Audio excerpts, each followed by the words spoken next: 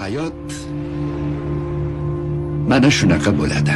Xo'sh, meni yoqtirishlari yoki yoqtirmasliklaridan qat'iy nazar qo'limdan kelgancha harakat qilaman. Rejaga amal qilish kerak. Shunda boshqalarning fikri bilan ishing bo'lmaydi. Sen bog'dagi yelday sho'x birdam o'rom olsayding. Sen bog'dagi yelday sho'x birdam o'rom olsayding.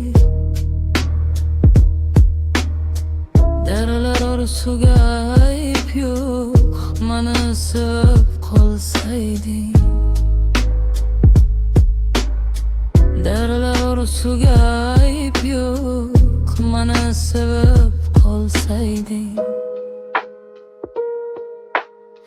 Yoy nishonga yetmasdan, fursat mag'lub etmasdan, umrim o'tib ketmasdan, mani sevib qolsayding. Umrim o'tib ketmasdan, mani sevib qolsayding. Dunyo sinovli shartli, ham quvonchli ham dardli.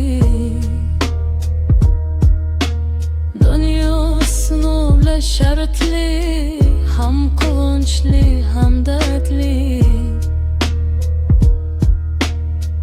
Orzum bo'lmay gardli, mani sevib qolsayding. Orzum bo'lmay gardli, mani sevib qolsayding. Mani sevib qolsayding.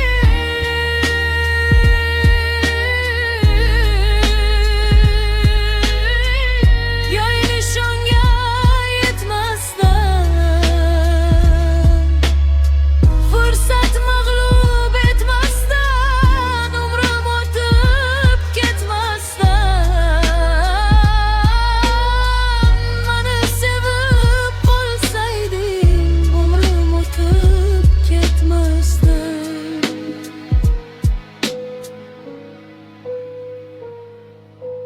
Keldi merxing fursati, bo'lay vaslim ulfati.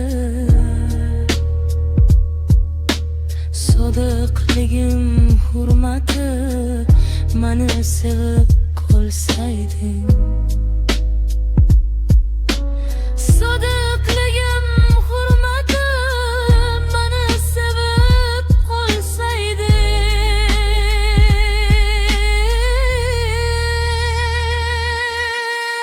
Yoy nishonga yetmasdan, fursat mag'lub etmasdan,